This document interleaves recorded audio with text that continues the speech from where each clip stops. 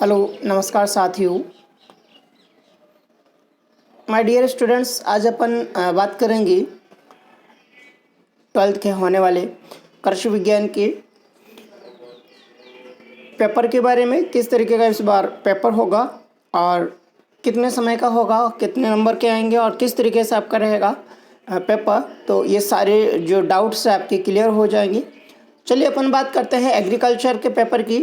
इसका जो समय आपको मिलेगा पेपर सॉल्व करने के लिए वो 3.25 घंटे का आपको समय मिलेगा। जो अपना पेपर रहेगा इसका जो पूर्णांक रहेगा वो 56 नंबर का रहेगा। जो सामान्य जो निर्देश रहेंगे स्टूडेंट्स के लिए वो इस प्रकार हैं कि परीक्षार्थी है जब आपको पेपर मिल जाए तो पेपर मिलने के बाद में तुरंत अपने जो पेपर हैं उस पर आपके रोल नंबर हैं वो आपको लिखने होंगे। सभी प्रश्न करना अनिवार्य है। नहीं आता है तो वो एक अलग बात है, लेकिन सभी प्रश्न आपको करने हैं ज़रूरी है, क्योंकि अगर आप सभी प्रश्न सॉल्व करते हैं तो आपकी परसेंटेज है वो अच्छी बनेगी। ठीक है।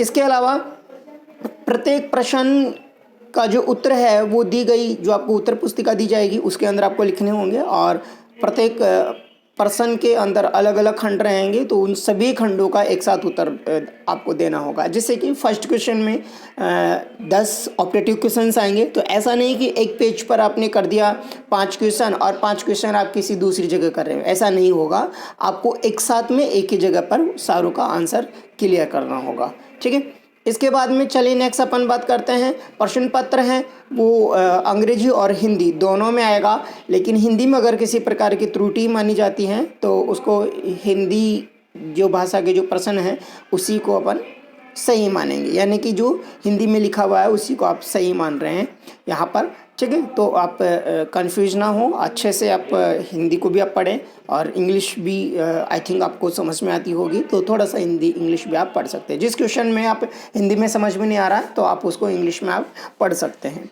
ठीक है। नेक्स्ट है प्रश्न का उत्तर लिखने से पूर्व प्रश्न का क्रमांक लिखना ज़रूरी है, क्योंकि अगर आप क्रमांक नहीं लिखते हो और प्रश्न का जैसे कि 5 नंबर का क्वेश्चन है, 5वें नंबर का क्वेश्चन है और 5वें नंबर के क्वेश्चन पर प्रश्न नंबर लिखना भूल गया कौन सा क्वेश्चन है और आप पूरा आंसर लिख देते हो तो उसका आपका लगभग 1 से आधा नंबर है वो काट लिया जाता है। तो अपन इतनी रिस्क अपन को नहीं लेनी, आराम से धीरे धीरे क्वेश्चन को पढ़ना है, फिर उसका क्वेश्चन नंबर लगाना है, क्वेश्चन नंबर लगा करके आंसर लगाओ और सीधा आंसर उसका लिखना है। ठीक है।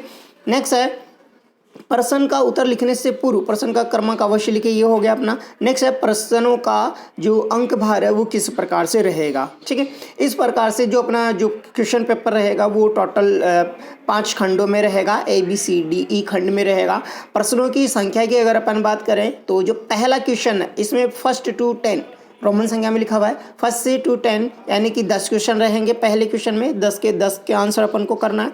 दूसरे से लेकर के ये सभी 1 नंबर के रहेंगे और दूसरे से लेकर के 11 नंबर का जो क्वेश्चन है वहाँ तक भी 1 नंबर रहेंगे, यानी कि टोटल 20 क्वेश्चन आएंगे आपके जो कि 1-1 नंबर के रहेंगे और इनका कुल टोटल नंबर आपको 20 नंबर रहेंगे। ठीक है। इसके बाद में क्वेश्चन नंबर 12 से लेकर के 15 नंबर तक के जो क्वेश्चंस हैं वो 4 क्वेश्चन रहेंगे और ये चारों क्वेश्चन है 2-2 नंबर के रहेंगे, टोटल 8 नंबर के हो जाएंगे। सी खंड के अंदर क्वेश्चन नंबर 16 से लेकर के क्वेश्चन नंबर 19 तक ये 4 क्वेश्चन रहेंगे और चारों क्वेश्चन हैं वो 3-3 नंबर के रहेंगे, टोटल 12 नंबर हो जाएंगे।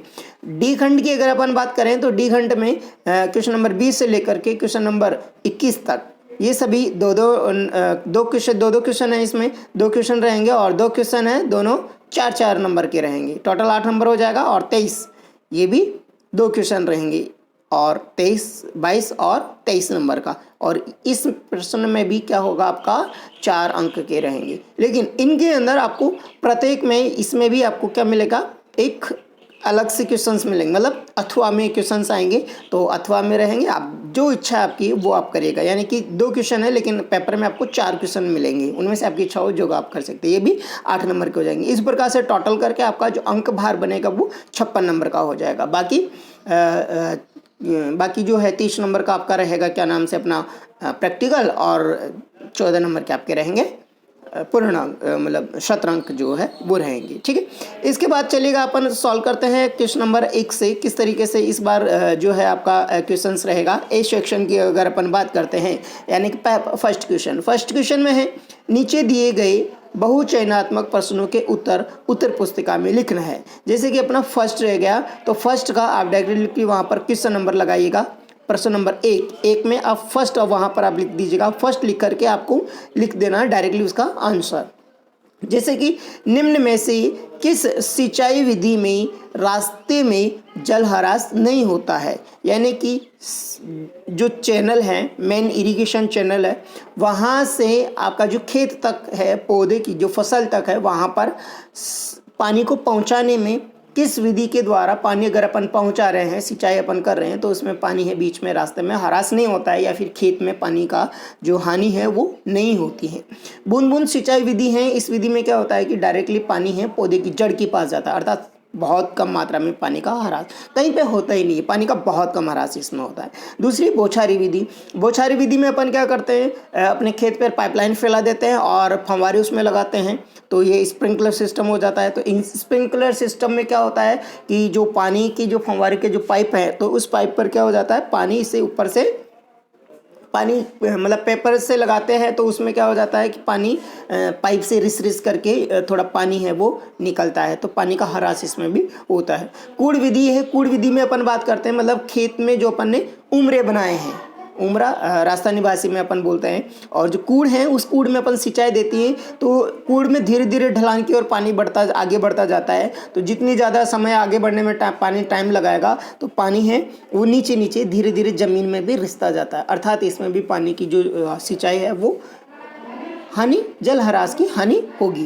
पॉटर विधि, बॉर्डर पट्टी विधि में अपन बात करते हैं, तो बॉर्डर पट्टी विधि में भी क्या होगा कि जो पानी है उसका हरास होता है, क्योंकि अपन चारों मतलब चेक बेसिन अपन बना देते हैं, चारों तरफ से अपन कैरी टाइप में अपन बना देते हैं, उसमें भी अपन अगर अपन पानी डालते हैं तो हानि होती है, और अपन पूरे खेत के चारों तरफ बॉर्डर बना करके खुला पानी छोड़ देते हैं तो भी उसमें पानी का हरास होता है, यानी कि इसमें जल हरास होगा। तो इसमें सबसे कम जो जल हरास नहीं होता, यानी कि रास्ते में जल का हरास बिल्कुल ही नहीं होता है, वो विधि है बूंद बूंद सिंचाई विधि, क्योंकि इसमें डायरेक्टली मेन इरिगेशन चैनल से पानी जाता है और सीधा पौधे की जो सिंचाई है डायरेक्टली वहाँ पर जा करके पानी स्टोर हो जाता है। ठीक है, नेक्स्ट अपन बात करते हैं सेकंड क्वेश्चन की। सेकंड क्वेश्चन में है सरसों के तेल में किस खरपतवार के मिलावट से ड्रॉपसी रोग होता है? किस?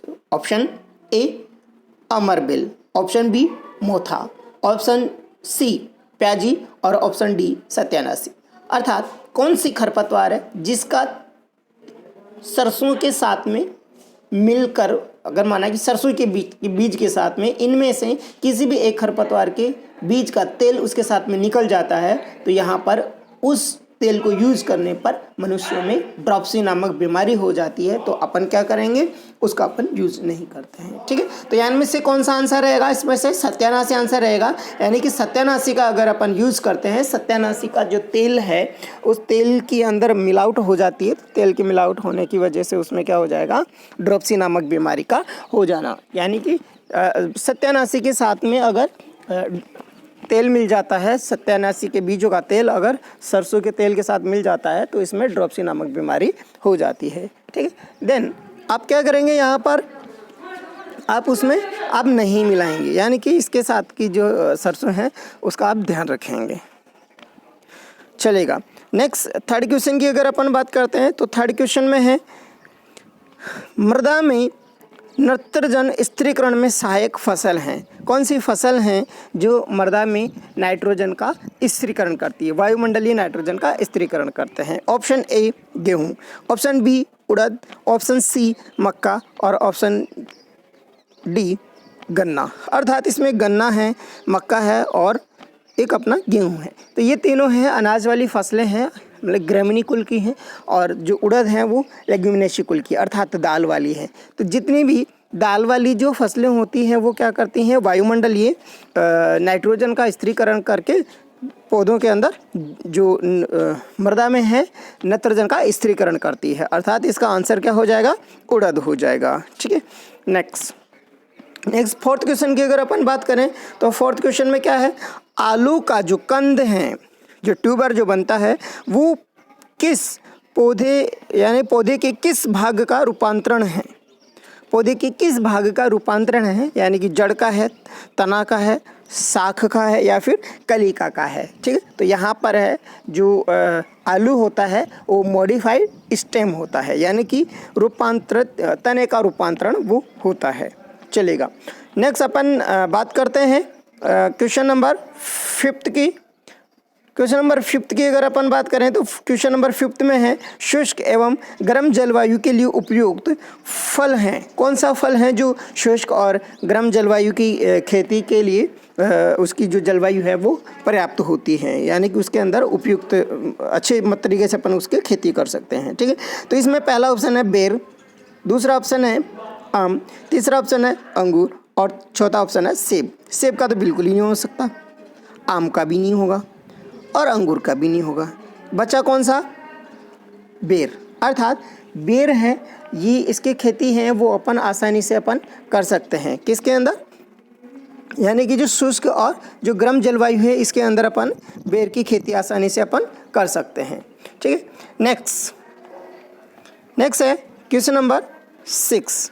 क्वेश्चन नंबर जो 6 है इसकी अगर अपन बात करें तो इसमें जो क्वेश्चन पूछा गया है वो है अमरूद की लाल गूदे वाली कौन सी किस्म है।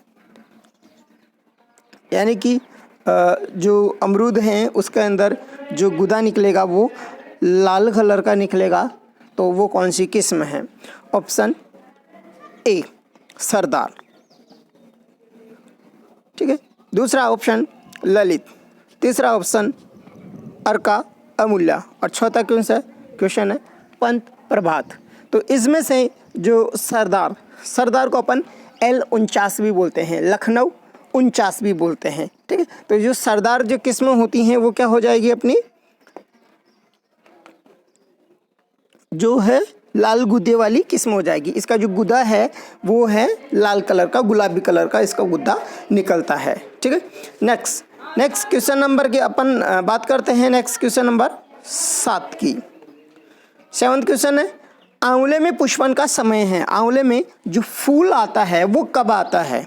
ठीक है, तो इसमें आंवले के अंदर जो पुष्पन का जो समय होता है, ऑप्शन ए जनवरी से फरवरी माह, ऑप्शन बी मार्च से अप्रैल, ऑप्शन सी जून से जुलाई और ऑप्शन डी अक्टूबर से नवंबर। अर्थात इसकी अगर अपन बात करें तो जो ऑप्शन रहेगा इसमें वो होता है मार्च से अप्रैल। अर्थात जो आंवले के अंदर आंवले के जो पौधे हैं उन पर जो फूल लगना स्टार्ट होता है वो स्टार्ट हो जाता है मार्च से अप्रैल के महीने में इसमें फूल लग जाते हैं। बाकी समय में वो क्या रहते हैं, सुसुप्तावस्था में रहते हैं और उनके अंदर जो फल है वो अक्टूबर नवंबर में फल बनना स्टार्ट होता है और दिसंबर जनवरी तक फल इसके चलते हैं। ठीक है, चलेगा। नेक्स्ट क्वेश्चन नंबर 8 की अपन बात करते हैं। क्वेश्चन नंबर 8 जो है इसके अंदर अगर अपन बात करते हैं तो टमाटर सॉस में परिरक्षण के रूप में प्रयोग की लिया जाता है।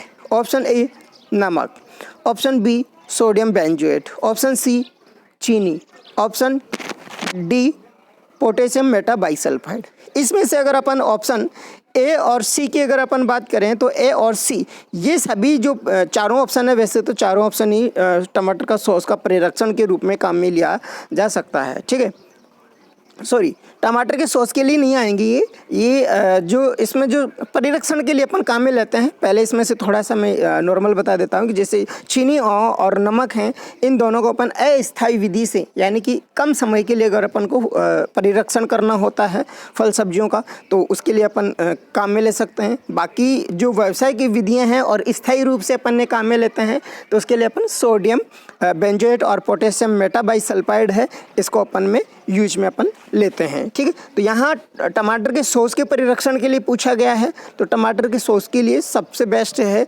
इसमें कौन सा हो जाएगा, टमाटर का सॉस का परिरक्षण अपन को स्थायी तौर पे करना है तो अपन काम में लेंगे कौन सा, सोडियम बेंजोएट। ठीक है, चलेगा। क्वेश्चन नंबर 9 की अगर अपन बात करते हैं, क्वेश्चन नंबर 9 है इसकी अगर अपन बात करें तो सबसे अधिक वसा प्रतिशत दूध के लिए भैंस की नस्ल जानी जाती है। अर्थात कौन सी भैंस की कौन सी नस्ल है जो जिसके दूध में सबसे ज़्यादा वसा पाई जाती है, तो वो हैं कौन सी, मुर्रा, भदावरी, जाफराबादी और सूरती। ये चारों अपने ऑप्शन है। तो यहाँ आप देखेंगे मुर्रा है और जाफराबादी और सूरती, इन दोनों का तो हो ही नहीं सकता। बात बची अपनी मुर्रा की और जाफराबादी की, सॉरी भदौरी की, है ना। तो मुर्रा जो है, मुर्रे के अंदर क्या होता है कि मुर्रे में दूध का जो मात्रा है वो अच्छी होती है और जो फैट है वो भी मीडियम होता है, यानी कि लगभग 7 से 8% तक इसमें वसा पाई जाती है, ठीक है। लेकिन सबसे ज़्यादा वसा ये पूछ रहा है, पूरे भैंस वंश की बात कर रहा है। जब पूरे भैंस वंश की ये बात कर रहा है, सबसे ज़्यादा जो है वसा पूछ रहा है, तो इसमें हो जाएगा भदौरी। भदौरी का जो वसा प्रतिशत होता है वो 11 से 13% होता है, अर्थात 11 से 13, 11 से 14 भी आपको बुक्स में आपको में देखने को मिलेगा। दोनों में से कोई सा भी ऑप्शन हो आप लिख सकते हैं, ठीक है, चलेगा। नेक्स्ट है थनैला की। अगर अपन बात करें तो थनैला जो रोग है वो किस के कारण होता है? थनैला रोग है पशुओं में। थनैला में क्या होता है, दूध जो पशु के, दुधारू पशु के जो थन हैं वो खराब हो जाते हैं। तो वो किसके कारण होते हैं? बैक्टीरिया के द्वारा, विषाणु के द्वारा या प्रोटोजोआ के द्वारा, या इनमें से कोई नहीं। अर्थात यहाँ जो अपना आंसर रहेगा वो रहेगा अपना कौन सा? जीवाणु। अर्थात यानी कि जीवाणु के द्वारा है वो पशुओं में थनैला रोग हो जाता है, ठीक है। तो thank you so much friends. उम्मीद करता हूँ आप लोगों को ये वीडियोस पसंद आया होगा और कोशिश करूँगा आप सभी लोग हमारे इस वीडियो को आप लोगों के साथ, अपने जो फ्रेंड्स हैं, स्टूडेंट्स हैं, उनके साथ शेयर करेंगे और हमारा उत्साहवर्धन करेंगे। थैंक यू सो मच, धन्यवाद।